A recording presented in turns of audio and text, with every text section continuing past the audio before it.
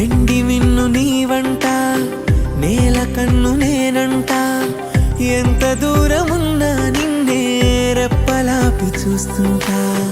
నాకు నేను లేనంట, ఆదమరచిపోతుంటా, అంతులేని ఆలోచనగా నీతో అడుగు వేస్తుంటా. ఈ వసంతం ఎందుకంట నీ పెదాన్ని